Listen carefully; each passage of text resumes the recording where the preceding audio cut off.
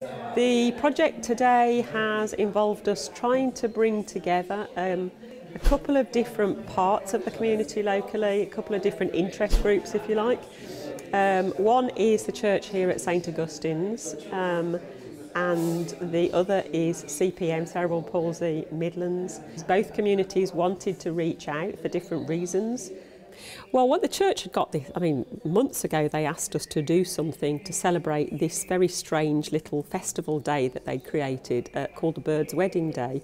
So the current vicar here wanted to do something to celebrate that, special day. And so when he talked to us at the Edgbaston Arts Forum, and we already have a relationship with CPM through other projects that we've been doing with them, we kind of looked at those two communities and said, OK, well, here's two communities, if you like, ripe for working together. My name's Stephen Hartland and I'm the church warden of the parish of St Augustine's. Well, we were talking about this and obviously one of the things we touched upon was the Bird's Wedding Day that Rosalind Bruce had sort of re-inaugurated in the parish during his time here.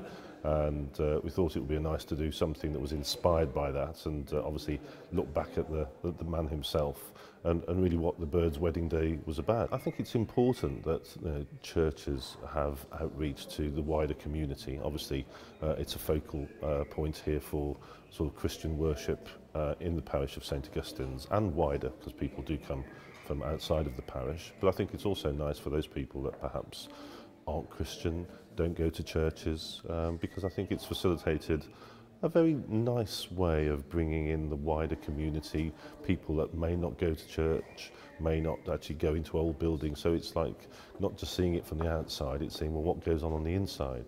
My name's Adam Siviter and I'm the Development Officer, Cerebral Palsy Midlands. It's great really for CPM in getting the, what we do as a charity. It's quite unique what we do, I think, in terms of the artwork and what the artworks represent, people's lives. And disability arts are very underrepresented. So, and as you look around the artworks on display, you probably wouldn't label them with a disabled artist. Disability is not a barrier to achievement and create some great artworks. And we try and enable our artists to be practicing in the area. Several artists have been asked to come up with different ideas. So we've got lots of flying birds, so I decided that the birds that I created, I wanted to stand and have some movement to them. Hence why the birds that are here, so they're made from just newspaper and tape, so very simple papier-mâché structure that then young people can decorate. Whether they decide to do two for a wedding bird's day is up to them, but we've had some quite quirky ideas today. So these will then form part of an exhibition tomorrow, which is going to happen in the church. Yeah, hi, I'm Jo Munton. I'm from Vagabondy Puppets. There was an idea of what Tom and Eva had envisaged to fit in with the day of the spring and the birds and everything.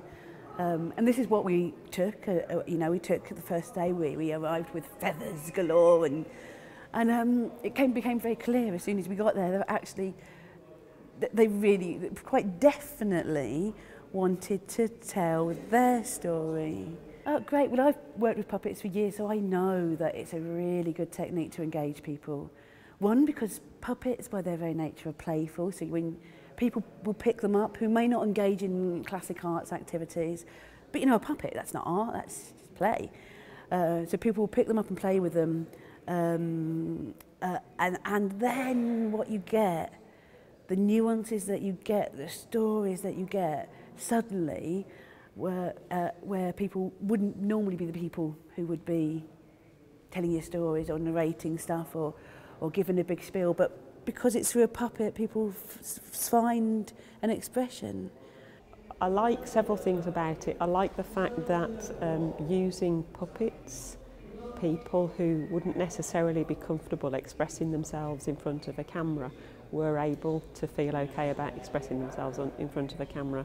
And Jo mentioned one of the individuals who was very uncomfortable about the prospect of using a mask or wearing a mask, and how she was willing to put a mask in front of her face to be involved in that performance.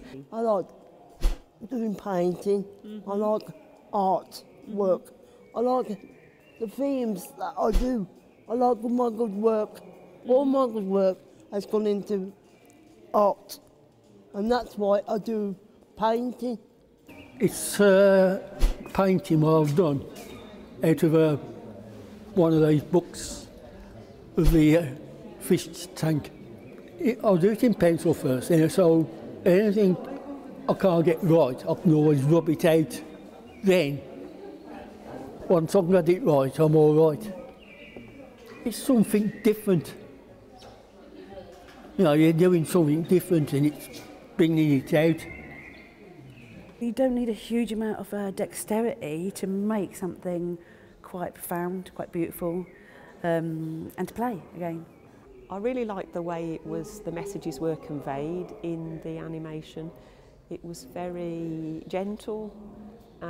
There were a few little moments, you know, when you saw the plasticine letters turn into faces that I really thought worked very well.